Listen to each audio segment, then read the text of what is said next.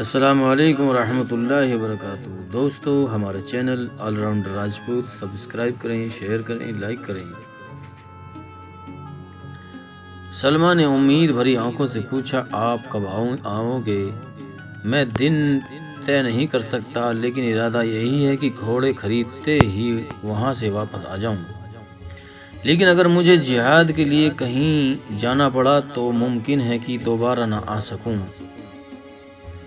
سلمہ کے چہرے پر ایک بار پھر اداسی چھا گئی اور اس نے آنکھوں میں آنسو بھرتے ہوئے کہا، نہیں، ایسا نہ کہیے، خدا آپ کو ضرور واپس لائے گا۔ تم دعا کرتی رہو گی تو انشاءاللہ میں ضرور آؤں گا۔ سلمہ نے کہا، دعا؟ آپ کیا کہتے ہیں؟ اگر میری دعا قبول ہو جا سکتی تو آپ جانے کا ارادہ ہی کیوں کرتے؟ ابوالحسن نے اچانک محسوس کیا کہ وہ بہت زیادہ باتیں کر چکا ہے۔ اس نے اپنے لہجے کو ذرا تیکھا بناتے ہوئے کہا، سلمہ، جاؤ، اگر عرب کی ساری عورتیں تمہاری جیسی دعائیں کرتی تو اسلام کی روشنی عرب کی سیما سے باہر نہ نکلتی۔ سلمہ شرمندہ ہو کر واپس ہوئی۔ اس کے منہ سے یہ شبد نکل رہے تھے، میں بہت بے وقوف ہوں، میں نے یہ کیوں کہا؟ تھوڑی دیر بعد وہ کوٹھے پر چڑھی۔ پشچم میں آسمان پر گرم لوہے کی سرخ تھالی کی طرح چمکتا ہوا سورج پانی میں ڈوبنے کی تیاری کر رہا تھا۔ آسمان پر کہیں کہیں بادل منڈرا رہے تھے۔ مدھم مدھم ہوا کے جھونکے ناریل کے پتوں پر مدھر راگ آلاپ رہے تھے۔ آس پاس کے سارے نظاروں سے ہٹ کر سلمہ کی نگاہیں سمندر کے کنارے عربوں کے جہاز پر جا لگی۔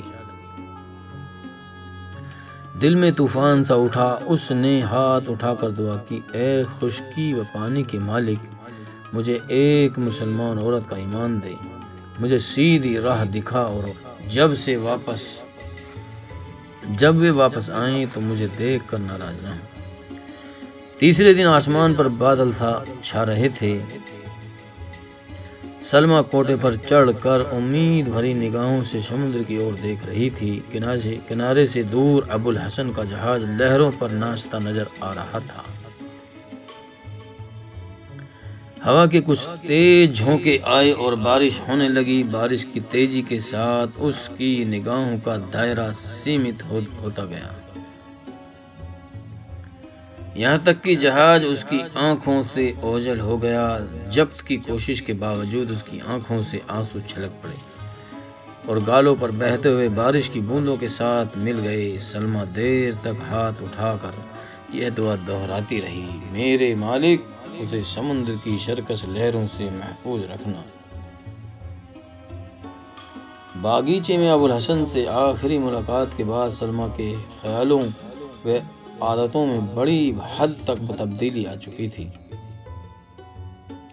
اسے ابوالحسن کی بے رخی کا بڑا دکھ تھا کہ پھر اسے بھی انسانیت کا اونچا استر سمجھتے ہوئے وہ اس بات پر ایمان لا چکی تھی کہ اس کی جو عادت کو ابوالحسن کو ناپسند ہے یقیناً بری ہوں گی۔ چنانچہ اس نے دوبارہ کسی کے سامنے بے پردہ ہونے کی ہمت نہ کی۔ جب ابوالحسن اور اس کے ساتھی بندرگاہ کی اور روانہ ہوئے تو اس نے اپنے دل سے یہ سوال کیا، کیا اس کے دل میں میرے لیے کوئی جگہ ہو سکتی ہے؟ ابوالحسن کی باتیں یاد آتی تو اس کے دل میں کبھی نراشا کی اندھیاری چھا جاتی اور کبھی امید کی دیپ جل اٹھتے۔ عبداللہ کی آواز سن کر وہ نیچے اتری۔ بوڑھے باپ کے، سلمہ، تم بارش میں اوپر کیا کر رہی ہو؟ کچھ نہیں ابا جی،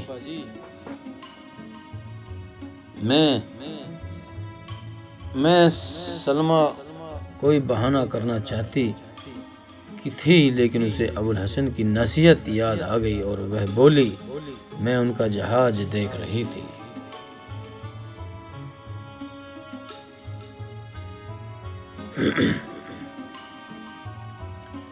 عبداللہ نے کہا، وہ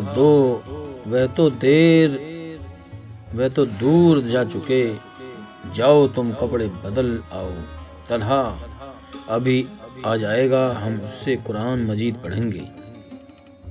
سلمہ نے پوچھا آپ انہیں کہاں چھوڑ آئے؟ وہ راستے میں زید کے گھر ٹھہر گیا تھا، ابھی آ جائے گا۔ کچھ دنوں میں طلحہ کی تعلیم کا نتیجہ یہ ہوا کہ سلمہ اپنی ہر بات میں ابوالحسن کی خوشی کو جگہ دینے کی بجائے خدا کی خوشی کو جگہ دینے لگی۔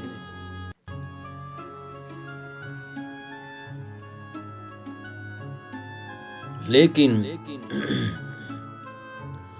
ہر نماز کے بعد اس کی سب سے پہلی دعا ابوالحسن کے لیے ہوتی تھی۔ 6 مہینے گزر گئے، ابوالحسن کی کوئی خبر نہ آئی۔ سلمہ کی اداسی بے چینی میں بدلنے لگی۔ وہ صبح شام مکان کی چھت پر چڑھ کر سمندر کی اور دیکھتی۔ بندرگاہ کی اور آنے والا ہر نیا جہاز اسے دور سے ابوالحسن کے آنے کا سندیش دیتا۔ وہ اپنے سیوک کو دن میں کئی بار بندرگاہ کی اور بھیجتی۔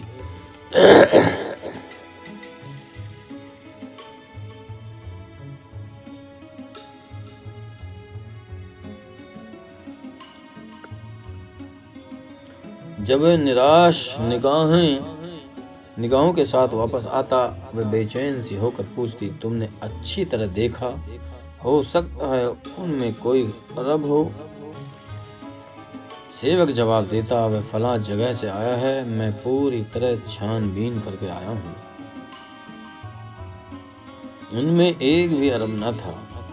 وہ آشا و نراشا کے بیچ لٹکے ہوئے انسان کی طرح تنکوں کا سہارا لیتی اور کہتی تم نے ملاحوں سے پوچھا ہو سکتا ہے انہوں نے راستے میں کسی بندرگاہ پر عربوں کا جہاز دیکھا ہو یا ان کے بارے میں سنا ہو۔ پھر سیوک بھاگتا ہوا بندرگاہ جاتا۔ سلمہ کی امنگیں پرانی امیدوں کے کھنڈروں پر نئی امیدوں کا محل کھڑا کر لیتی۔ بوڑھے نوکر کا دکھی و بجھا ہوا چہرہ پھر وہی ہمت توڑنے والی خبر دیتا اور سلمہ کی امیدوں کا محل دھڑام سے نیچے آ رہا تھا۔ ہر صبح وہ اپنے دل میں امید کا دیپ جلاتی۔ جب سورج سمندر کی لہروں میں چھپ جاتا تو یہ دیپ بھی بجھ جاتا۔ اس کے دل کی دھڑکنیں آہوں اور آنسوؤں میں تبدیل ہو جاتی۔ کافی وقت تک طلحہ یا اپنے باپ میں کسی پر اس نے اپنے دل کا حال ظاہر نہ ہونے دیا۔ لیکن ایک شام سلمہ کے عادت نے ان دونوں کو شک میں ڈال دیا۔ باہر موسلادھار بارش ہو رہی تھی۔ طلحہ اور عبداللہ برآمدے میں بیٹھے باتیں کر رہے تھے۔ سلمہ ایک کمرے کے دریچے کے سامنے کھڑی بارش کا منظر دیکھ رہی تھی۔ باتوں میں ابوالحسن کا ذکر آ گیا۔ عبداللہ نے کہا خدا جانے وہ اب تک کیوں نہیں آئے، 8 مہینے ہو گئے ہیں۔ طلحہ نے کہا اگر خدا نے اسے سمندر کے طوفانوں سے محفوظ رکھا ہو تو اتنی دیر تک اس کے واپس نہ آنے کی وجہ یہی ہے کہ وہ کہیں جہاد پر چلا گیا ہے۔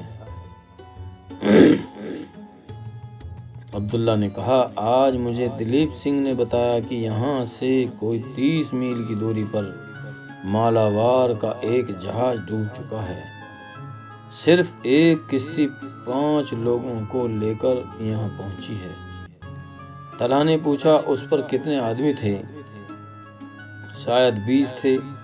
جہاز بہت بڑا تھا اور اس پر تجارت کا بہت سا سامان تھا۔ جہاز کیسے ڈوبا؟ ملاح منزل کو قریب دیکھ کر لاپرواہ ہو گئے اور جہاز ایک چٹان سے ٹکرا کر ٹکڑے ہو گیا۔ سلمہ پاس کے کمرے میں بیٹھی اپنے وچاروں میں گم تھی۔ اس نے بس آخری بات سنی اور ایک چھڑ کے لیے اس کی رگوں میں خون کی ہر بوند ٹھہر کر رہ گئی۔ دوستو ہمارا channel all rounder Rajput subscribe کریں، لائک کریں، شیئر کریں۔